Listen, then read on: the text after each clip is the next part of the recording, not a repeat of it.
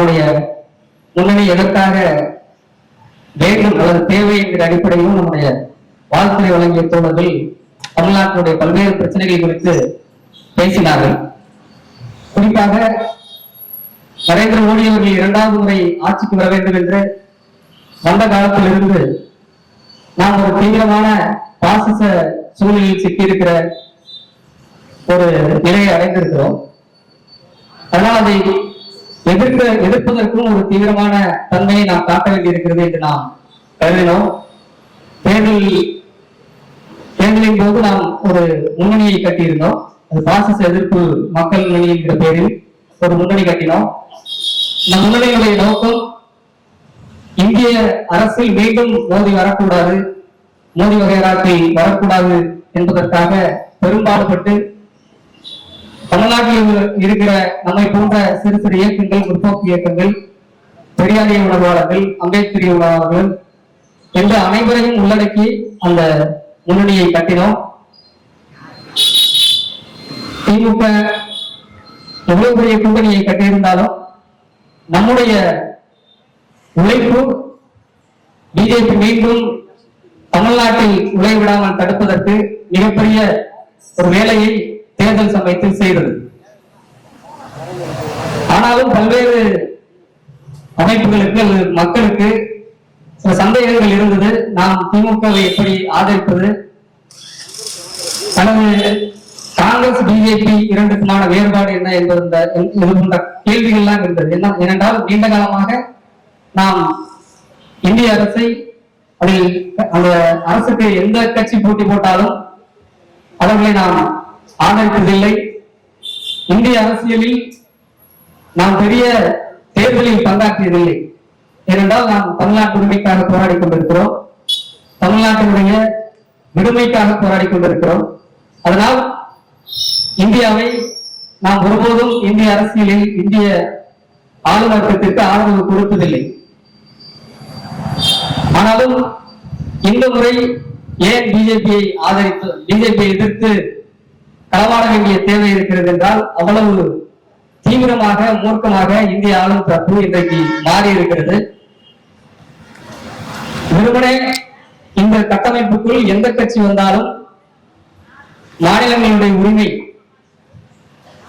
அது தமிழ்நாடாக இருந்தாலும் சரி, வேற எந்த மாநிலமாக இருந்தாலும் சரி, குறிப்பாக காஷ்மீரிலே நாம் பார்க்கிறோம், மத்திய பிரதேசம் போன்ற பகுதியிலே பார்க்கிறோம், காங்கிரஸ் வந்தாலும் சரி, பிஜேபி வந்தாலும் சரி, வேற எந்த கட்சி வந்தாலும் சரி, அங்குள்ள காட்சிகள் மாறியதாக இல்லை. அதுபோல நம்முடைய உரிமைகள் தோழர் சொன்னது போல எமர்ஜென்சி காலகட்டத்தில் கல்வி உரிமை பறிக்கப்பட்டு பொதுப்பட்டியலுக்கு மாற்றப்பட்டது. அதுபோன்று பல்வேறு இந்தி திணிப்பு காங்கிரஸ் காலத்திலும் நடந்தது. இப்போது அது தீவிரமாக நடைபெறுகிறது. வேறு வேறு மொழியில் அதை சொல்கிறார்கள். நாம் எதிர்த்து கேட்டால் காங்கிரஸ் நேரடியாக சொல்லும், ஆனால் பிஜேபி வேறு வேறு மொழியில் சொல்லும். 3 மொழிதான் நாங்கள் சொல்கிறோம், இந்தியை சொல்லவில்லை என்று இன்றைக்கு சொல்கிறார்கள்.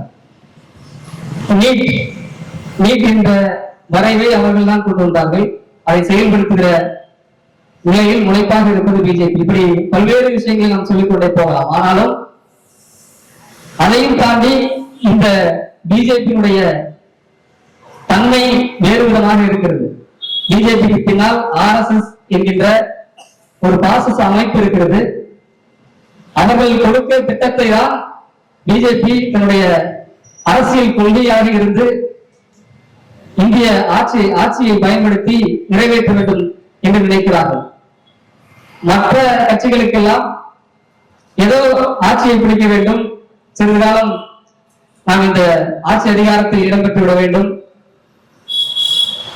அல்லது விடுதலைக்காக இந்திய சுதந்திரத்துக்காக போராடியதால் தொடர்ச்சியாக காங்கிரஸ் நாட்டை ஆள துடிக்கிறது, இவர்களுக்கு மாற்றாக ஏதோ ஒரு சீர்திருத்தத்தை செய்துவிடலாம் என்கிற நோக்கில் பல கட்சிகள் வந்து கொண்டிருக்கிறது. ஆனால் பிஜேபி நம்முடைய நாட்டை முழுமையாக வேறொன்றாக மாற்றுவதற்கு துடித்துக் கொண்டிருக்கிறது. சிறுபான்மையினரை ஒடுக்கி, சிறுபான்மை இனத்தை ஒடுக்கி ஒட்டுமொத்தமாக ஒரு இந்துத்துவ அரசை நிறுவுவதற்காக அது காத்துக் கொண்டிருக்கிறது. அதனுடைய வேலை திட்டத்தை அவர்கள் மீண்டும் ஆட்சிக்கு வந்த பிறகு விரைவுபடுத்தியிருக்கிறார்கள். அதற்கு அவர்கள் போட்ட திட்டம் 400 பாராளுமன்ற தொகுதிகளை வெல்வது என்பது. அந்த நோக்கத்தை தான் நாம் நிறைவேற விடாமல் தடுத்திருக்கிறோம். அதில் தமிழ்நாட்டிற்கு முக்கிய பங்கு உண்டு. 40 தொகுதிகளிலும் புதுச்சேரியை சேர்த்து 40 தொகுதிகளிலும் பிஜேபியை வெல்ல விடாமல் நாம் தடுத்திருக்கிறோம். அதற்கு நம்முடைய உழைப்பும் மிக முக்கியமானது.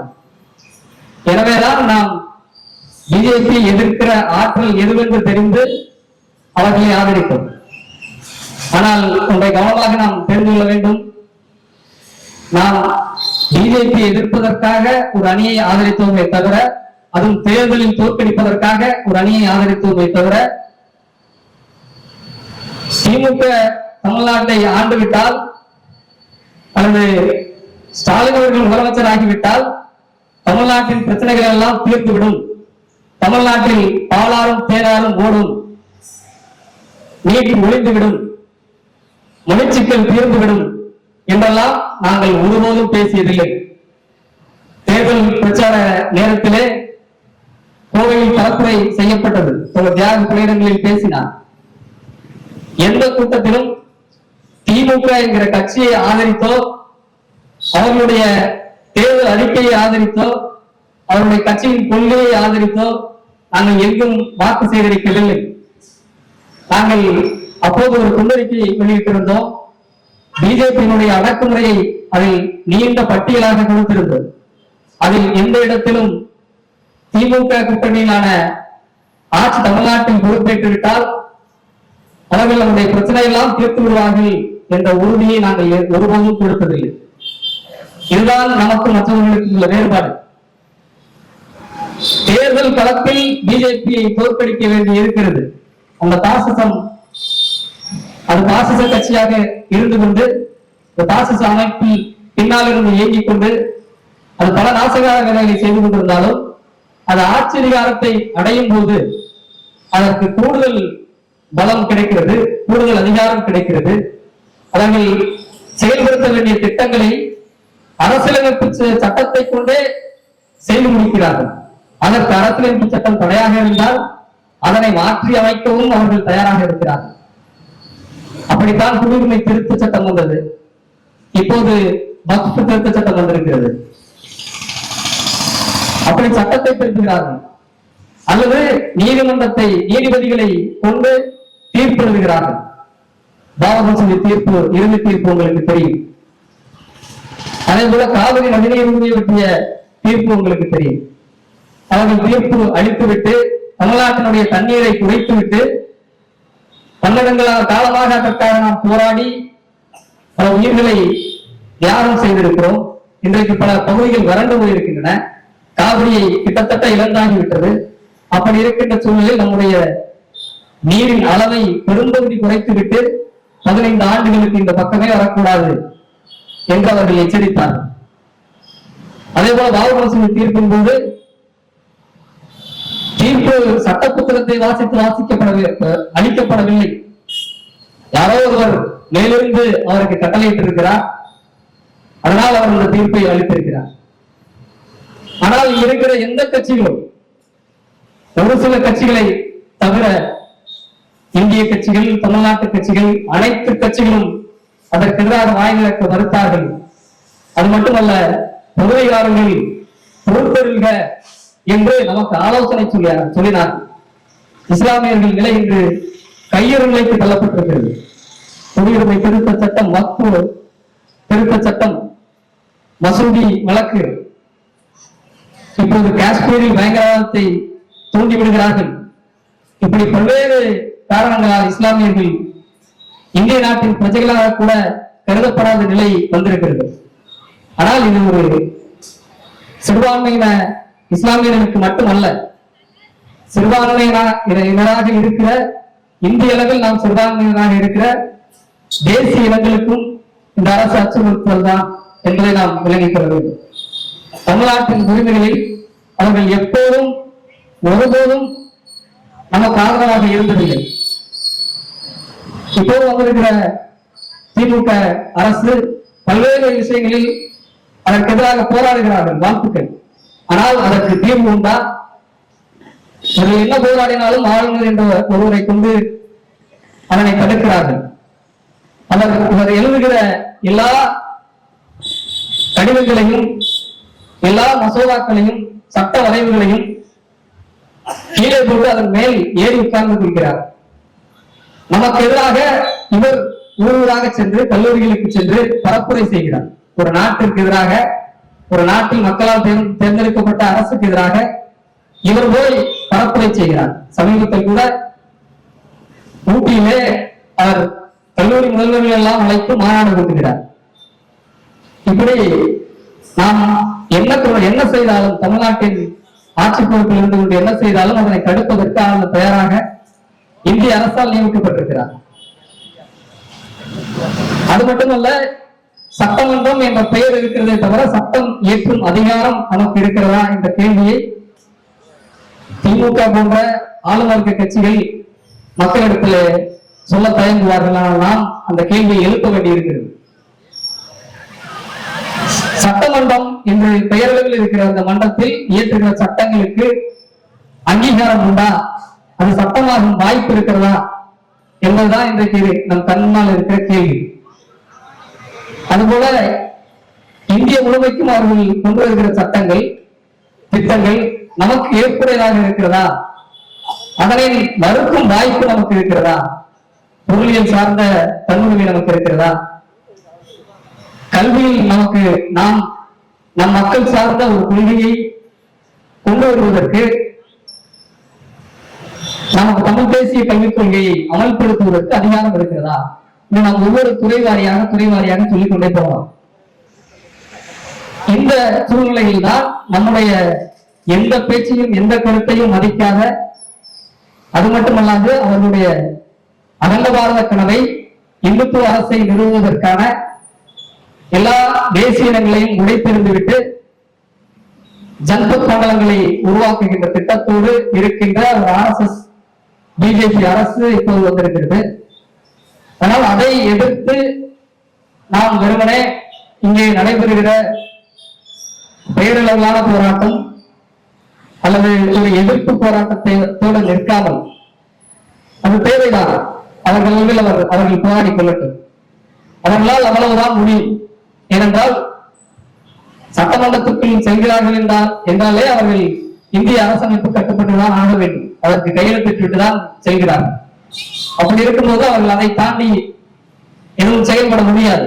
ஆனால் நாம் சிந்தித்தாக வேண்டிய கட்டாயத்தில் இருக்கிறோம். இன்று நாம் சிந்தித்து செயல்படவில்லை என்றால் இவர்கள் என்ன குட்டிகரணம் அளித்தாலும், என்ன எதிர்ப்பை காட்டினாலும் அதெல்லாம் பேரளவில் தான் இருக்குமே தவிர இரவு நோக்கில் அவர்கள் இந்த கட்டமைப்பை உடைத்து நொறுக்குவார்கள்.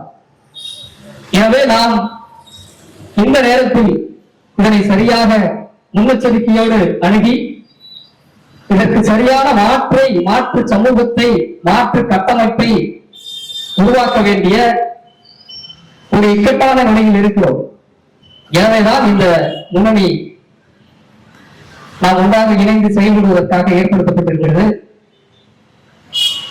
இந்த முன்னணியில் நாம் வெறுமனே இந்த பிரச்சனைகளை பற்றி பேசாமல் நம்முடைய உரிமைகளை பெறுவதற்கான சட்ட சிக்கல்கள் என்னென்ன இருக்கிறது, அந்த சட்டங்களுக்கு எதிராக போராடி அந்த சட்டங்களை மாற்றி அமைக்கிற ஒரு மக்கள் திரள் போராட்டத்தை தமிழ்நாடு முழுவதும் கட்டியெழுப்ப வேண்டும். குறிப்பாக இந்த இந்திய எதிர்ப்பு போராட்டத்தில் ஒரு முக்கியமான கூறு 17வது உறுப்பை திருத்துவது.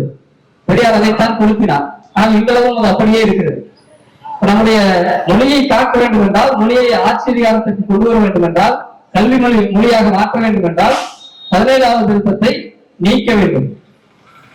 நாம் இந்த இந்திய அரசின் கட்டுப்பாட்டில் இருக்கக்கூடாது என்று விரும்புகிறோம் என்றால் நம்முடைய தன்தீர் உரிமைக்கான ஏற்பாட்டை அரசியலமைப்பு சட்டத்தில் கொண்டு வருவதற்கான ஒரு போராட்டத்தை கையில் இருக்கிறது. அப்படி போராடினால் செயல்படுத்துவார்கள், யூஏபிஏ பாயும் என்று ஒரு சரத்து இருந்தால் அந்த சரத்தை நீக்க சொல்லி போராடுகிற ஒரு நிலைக்கு நாம் வர வேண்டும். அண்ணா எல்லா காரணங்களும் அப்படியே இருக்கிறது. ஆனால் அந்த கோரிக்கையை கைவிடுகிறோம் என்று சொன்னார் அல்லவா? ஆனால் அப்படி அந்த கோரிக்கையை கைவிட முடியாது. ஏனென்றால் அது அண்ணாவுக்கான கோரிக்கை மட்டுமல்ல, அது தமிழ்நாட்டுக்கான கோரிக்கை. எனவே அந்த கோரிக்கையை எழுப்புவதற்கு அரசியலமைப்பு சட்டத்தில் இடம் இருக்க வேண்டும் என்கிற போராட்டத்தையும் நாம் செய்ய வேண்டியிருக்கிறது.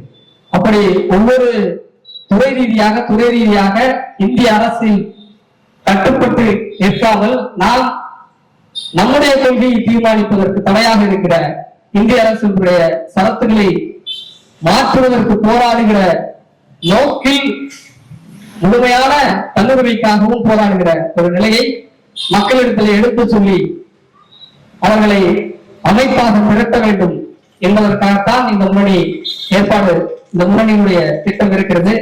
அதை மக்களிடத்திலே கொண்டு போய் சேர்ப்போம். அதற்காக நாம் தமிழ்நாடு முழுக்க இருக்கிற நம்மை போன்ற அமைப்புகளை இணைக்கிற பணிகளில் ஈடுபடுகிறோம்.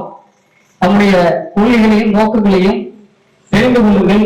நம்மோடு இணைந்து பணியாற்ற நீங்களும் அணியமாக வேண்டும் என்ற வேண்டுகோளையும் இந்த நேரத்தில் உங்கள் முன்னே வைத்து என்னுடைய உரையை நிறைவு செய்கிறேன்.